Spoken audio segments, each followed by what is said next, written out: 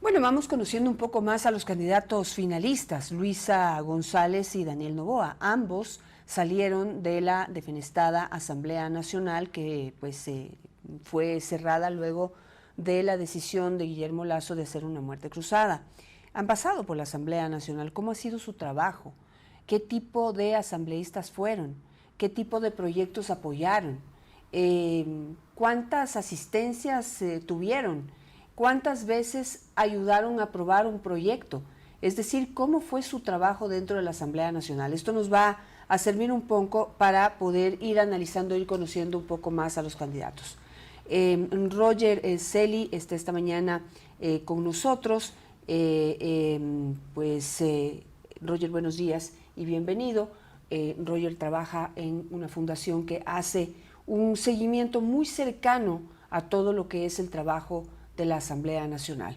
Empecemos con el análisis. ¿Cuáles son los resultados de esa mirada ya un poco más a fondo del trabajo de Daniel Noboa, por ejemplo? Muchísimas gracias por la invitación. Buenos días y un saludo a su audiencia.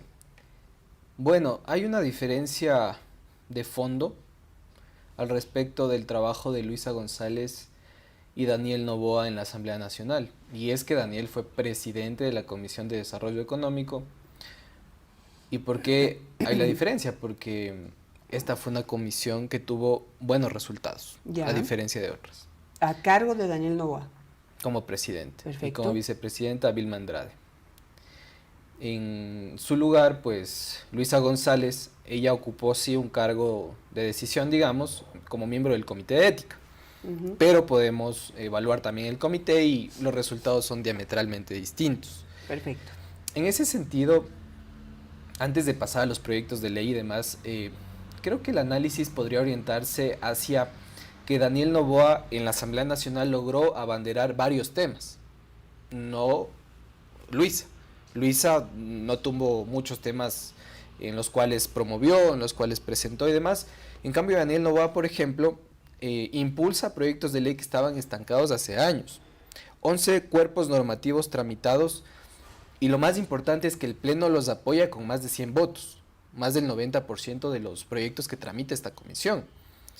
Temas, evidentemente, que no son controversiales en su mayoría, pero que son importantes. Por ejemplo, emprendimiento juvenil, economía circular, fortalecimiento de microempresas.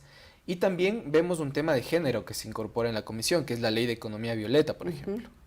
La ley de plazos justos para las MIPYMES, la ley de fintech y otras normativas que permiten que Daniel Noboa pueda abordar más temas en la legislatura. Esa es la conclusión en materia de la participación en cargos de decisión en la Asamblea Nacional. En los 2 años que estuvo viva, digamos, esta Asamblea Nacional hasta que hubo la muerte cruzada. Efectivamente, en estos 2 años. Entonces, revisemos qué es lo que ha hecho Daniel Noboa. Preside la Comisión de Desarrollo Económico y unifica 18 proyectos.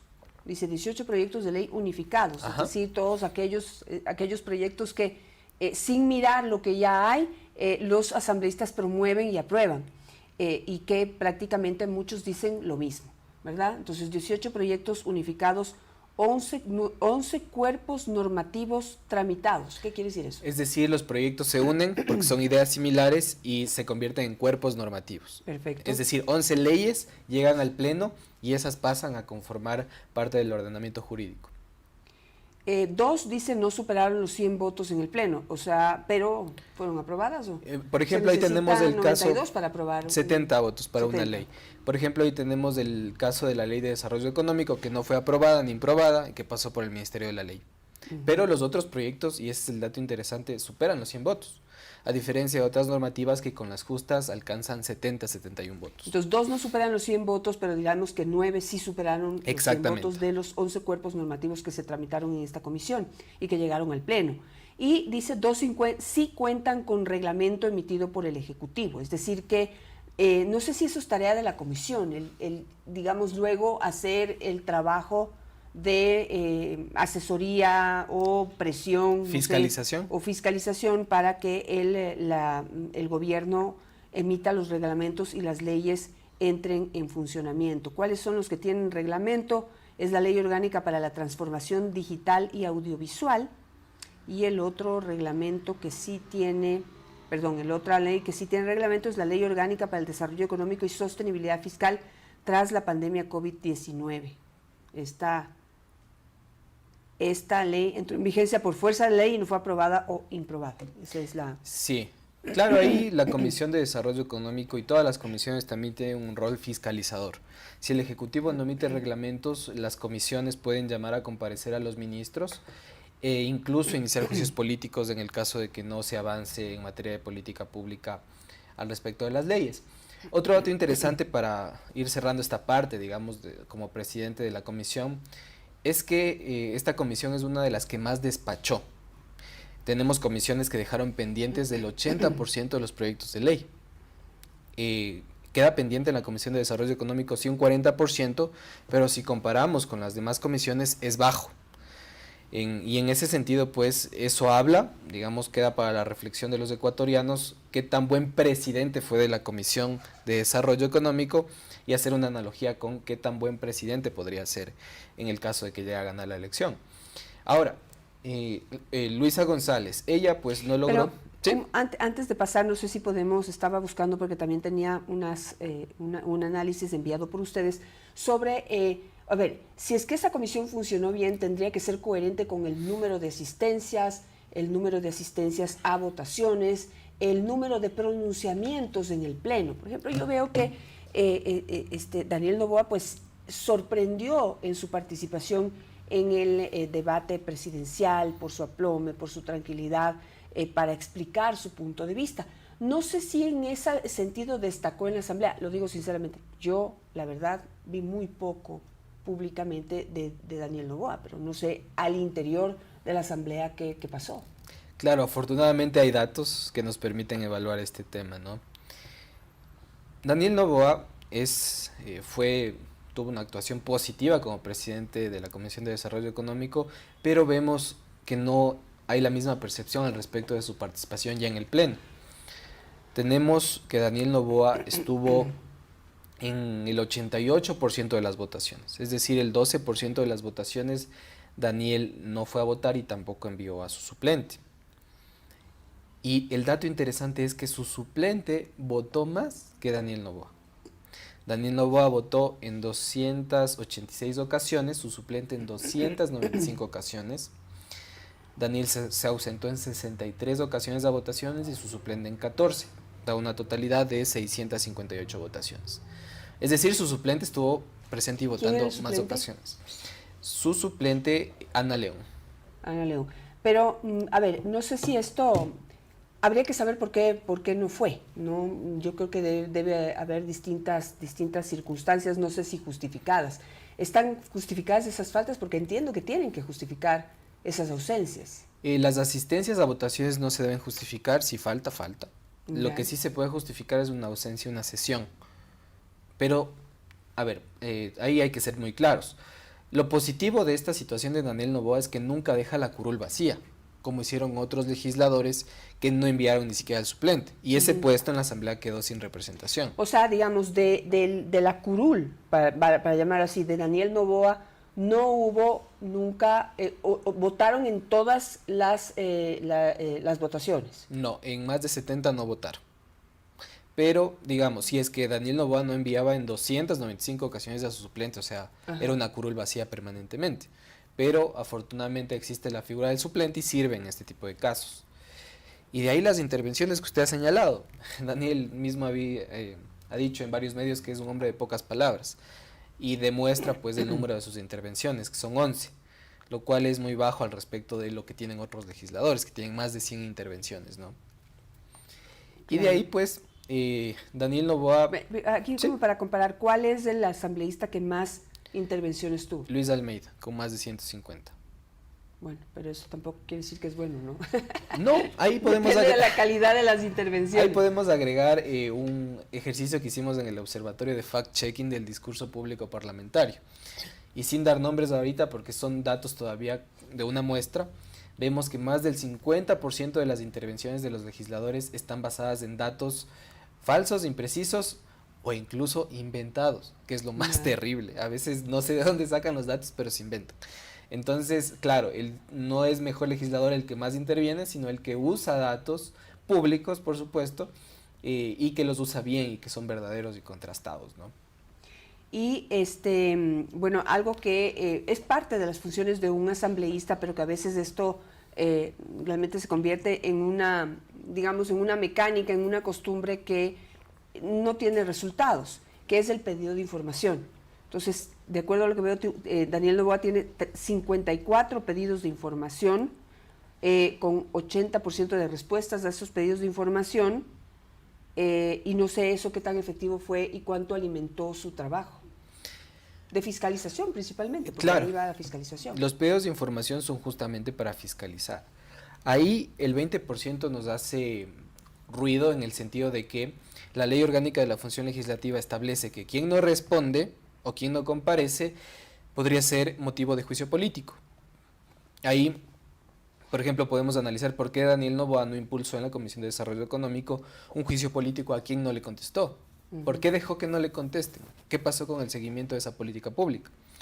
Existe la posibilidad también de que la Asamblea Nacional como institución no haya transparentado las respuestas, pero es lo que hay, 80% de respuestas, ¿no? Vamos con Luisa González.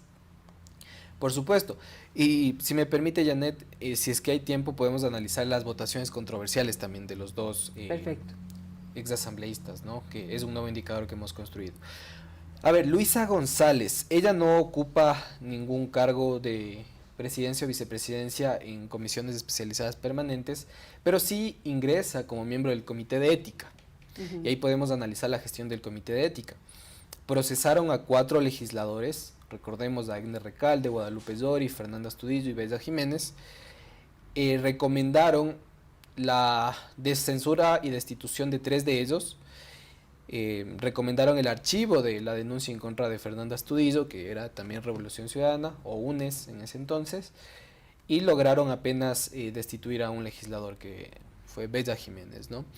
Ese es el resultado del Comité de Ética. Pero también salvaron, por ejemplo, no me acuerdo ahorita el nombre porque tengo muy mala memoria para los nombres, pero salvaron a algunos de los asambleístas que, por ejemplo, estaban acusados de ser diezmeros. Es más, uno de ellos está otra vez electo. Egner Recalde, efectivamente. Egner Recalde, bueno, el comité recomendó sí la censura de destitución de Egner, pero el Pleno de la Asamblea Nacional lo protegió y no fue destituido y ahora llegó de nuevo a la Asamblea Nacional. Pero la comisión entonces recomendó su Recomendó la destitución, efectivamente. Perfecto, entonces hasta ahí, pues ese trabajo no se puede criticar, digamos. Claro, el trabajo de Luisa llegó hasta ahí. Ahora, la votación de la bancada, que fue en favor de Egner, pues eso ya corresponde a todo un cuerpo político colegiado. Y más allá de esto, pues ¿cómo más podemos evaluar el trabajo de Luisa González? Bueno, Luisa González presentó 2 proyectos de ley. Es importante señalar que ninguno vino exclusivamente desde su despacho, sino se reunió con otros legisladores y presentaron 2 proyectos de ley en conjunto. Ninguno de ellos ha sido publicado, es decir, llegaron a una etapa antes de la publicación. Posiblemente sean retomados en la próxima legislatura o no. Uno de ellos tiene que ver con fortalecer la fiscalización y el control político de la Asamblea Nacional y otro con derecho a la salud. Y hasta ahí, pues, como vemos, los 2 presentaron 2 proyectos de ley. Uno de Noboa sí fue publicado, que es un tema de gobierno corporativo, pero si analizamos los 2 en su conjunto, la iniciativa legislativa de los 2 candidatos a la presidencia fue muy baja, muy baja, más de lo que se espera en 2 años. Pero digamos que Daniel Noboa desde su comisión está la diferencia. Hizo lo que se tenía que hacer, porque no se trata solamente de ir y proponer proyectos, sino también optimizar el trabajo de la comisión y de la Asamblea Nacional para que los documentos no se sigan acumulando, por llamarlo de alguna manera. Entonces, ambos presentaron 2 proyectos de ley, a Luisa no le aprobaron ninguno y a Daniel Noboa sí le aprueban uno. Efectivamente. Y en cuanto a asistencias, faltas...